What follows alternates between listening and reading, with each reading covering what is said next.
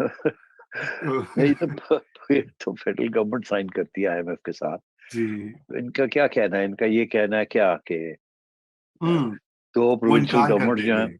वो ऐसी, वो है ना, आपको पता नहीं है। मतलब है कि ये इस किस्म की फजूल बातें जॉय साहब करते हैं, मगर वो actually he is part of a whole gang of people जिनका काम ही ये है कि झूठ बोलना और फजूल बातें करना और लोगों को गुमराह करना, और एक ऐसा बयानिया क्रिएट करना जिससे अफरा तफरी पैदा हो और मायूसी पैदा हो, कि इनके बगैर सारा मुल्क ही बैठ जाएगा एंड सो ऑन। ऐसी कोई बात नहीं है, दिस इज बियॉन्ड, ये कोई फैक्चुअल बात नहीं की उन्होंने। अम, और ये भी मैं आपको कह दूं, कल को ये अगर गवर्नमेंट में आए और आईएमएफ का प्रोग्राम चल रहा हुआ, और तो ये बिल्कुल उसको रिवर्स नहीं करेंगे, क्योंकि यही तो लोग हैं जिन्होंने साइन किया था ये आईएमएफ प्रोग्राम। तो ये तो तीसरा साल था, 2 साल पहले इन्होंने साइन किया था, और फिर ये उस आखिरी साल में आके इन्होंने फिर उसमें रद्दोबदल की और साइन सब होने जा रहा था। Don't forget this was a big programme. इसका तो सिर्फ ये एक ट्रांच थी 1.1 की, तो बिलियन की। तो जी। इसलिए देवर ऑन बोर्ड सारा। हम तो पिछले साल तो सारी बात ही ये होती रही कि आईएमएफ के प्रोग्राम में पहले पहले एक फाइनेंस मिनिस्टर फिर दूसरा फाइनेंस मिनिस्टर, नेगोशिएशन हो रही है, और आखिरी स्टेज आ गई है जी, हो गया जी। इसीलिए जाने से पहले खान साहब ने एक यू टर्न लिया और कहा कि मैं कीमतें नहीं बढ़ाता पेट्रोल वगैरह की।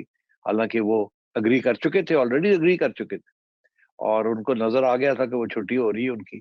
तो उन्होंने एक सियासी तौर पे ये फैसला किया कि ये अब मैं नहीं करूंगा, और अगली हुकूमत आए और वो करे और फिर गाली खाए, चाहे वही जी। हुआ।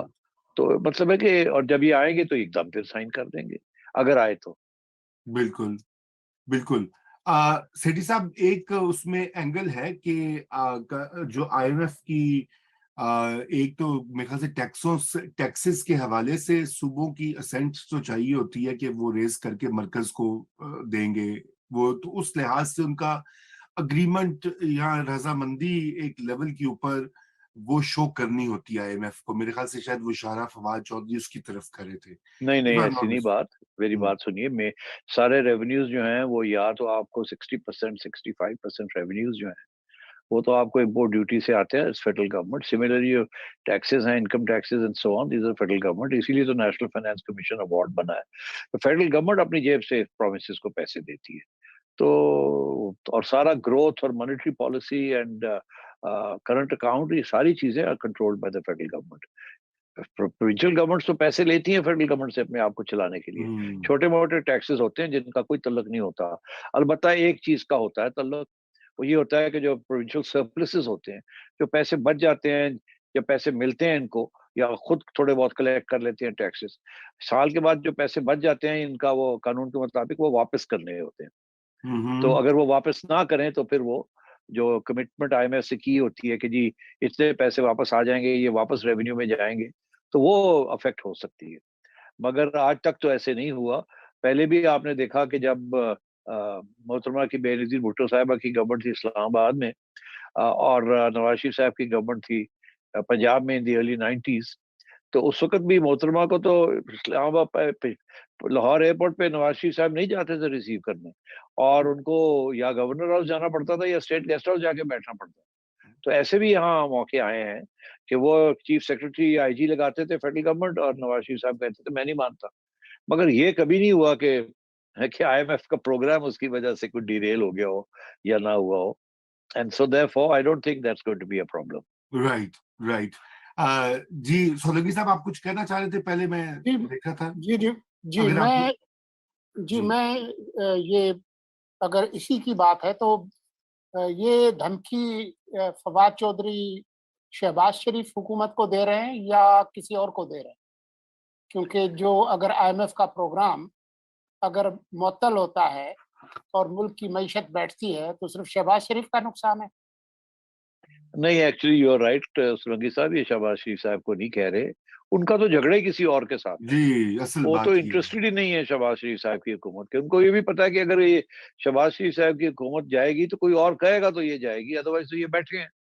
और अगर ये लॉन्ग मार्चेस करते हैं और उनको डिस्टेबलाइज करने की कोशिश करते हैं तो फिर भी वो बैठे हैं, because as long as the establishment उनके साथ है तो कोई इशू ही नहीं है। तो इसलिए मेरा ख्याल है ये सारा जो इस वक्त जो मैसेजिंग हो रही है ये एस्टैब्लिशमेंट की तरफ हो रही है, मिलिट्री एस्टैब्लिशमेंट की तरफ खसूसन, एंड जुडिशरी की तरफ, जो कि उनका प्लान है कि जी आप न्यूट्रल ना रहें, आप हमारा साथ दें, क्योंकि हम अच्छे लोग हैं और वो बुरे लोग हैं, वो चोर हैं और हम अच्छे लोग हैं, और इसलिए तो ये एक पूरा एक बयानिया है। तो इसलिए ये सारी धमकियां जो है उनको दी जा रही हैं। उसकी वजह वजह ये है कि सबसे ज्यादा इस वक्त फिक्र जो है कि मईशत का, डिफॉल्ट का, वो इस्टेब्लिशमेंट को है, क्योंकि सियासी जमातें तो आती जाती रहती हैं, इस्टेब्लिशमेंट परमानेंट होती है, और इस्टेब्लिशमेंट को सबसे ज्यादा फिक्र होता है कि जी बॉर्डर्स के ऊपर क्या हो रहा है, मईशत जो है वो डिफॉल्ट की तरफ जा रही है, नहीं जा रही, जियो स्ट्रेटेजिक इम्प्लीकेशंस क्या हैं, जियो इकोनॉमिक इम्प्लीकेशंस क्या हैं, they are the permanent establishment.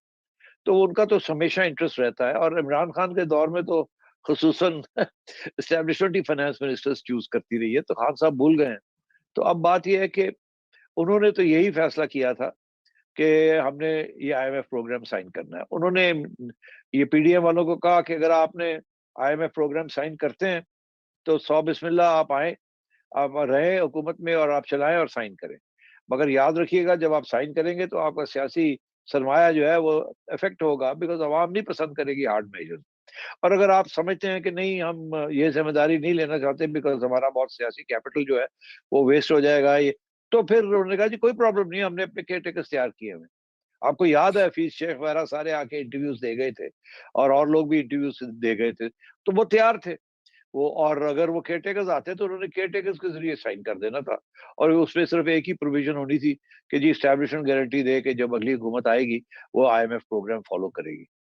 तो इसके अलावा और कोई खास बात नहीं थी। और इस वक्त जो सूरत हाल है, मुझे बड़ा अफसोस से ये कहना पड़ रहा है, क्योंकि ये हकीकत है और मुझे बड़े अफसोस से ये हकीकत बयान करनी पड़ रही है कि इस वक्त जो इंटरनेशनल कम्युनिटी है वो, उनका खास कॉन्फिडेंस नहीं है आपके सियासतदानों में अंदर। मैं देख रहा हूँ कि इस वक्त जनरल बाजवा जो हैं वो अमेरिका के भी दौरे कर रहे हैं, सऊदी अरेबिया के भी दौरे कर रहे हैं, कतर भी साथ जाते हैं, हर जगह पे वो साथ जा रहे हैं। और हमें ये भी बताया जा रहा है कि वो कोशिश कर रहे हैं कि आईएमएफ का प्रोग्राम के जो पैसे आने हैं वो जल्दी आ जाए। तो एस्टेब्लिशमेंट तो इस वक्त हर जगह पे हावी है, और दिन रात वो भाग दौड़ हो रही है कि किसी तरीके से पाकिस्तान को बचाया जाए। अब माजी में क्या हुआ क्या नहीं हुआ, मैं उधर नहीं जाता, बहुत सी गड़बड़ हुई है वहाँ। मगर इस वक्त तो सिचुएशन ये है कि ये नून लीग की गवर्नमेंट जो आई हुई है, पीडीएम की गवर्नमेंट है, एस्टेब्लिशमेंट की गवर्नमेंट है।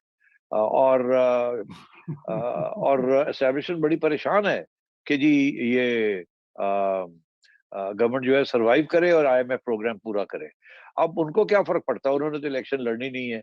वो कहते हैं भाई आपको कहा था, आप अपना सरमाया आप कर रहे हैं तो करें, हमें क्या है, अच्छी बात है। आप तो समझते हैं मुल्क के लिए मुल्क पहले आना चाहिए और बाकी सियासी जमातें बाद में आनी चाहिए। बाय द वे, एक इंटरव्यू में मिफ्ता इस्माइल साहब ने भी इसी किस्म की बात की थी कि इस वक्त तो मुल्क को बचाना है, अगर हमें सियासी तौर पे कोई नुकसान हो रहा है तो मुल्क पहले आता है। तो उन्होंने जी, भी इसी किस्म की रियासत बात की थी, रियासत रियासत पहले जानी आती है। है।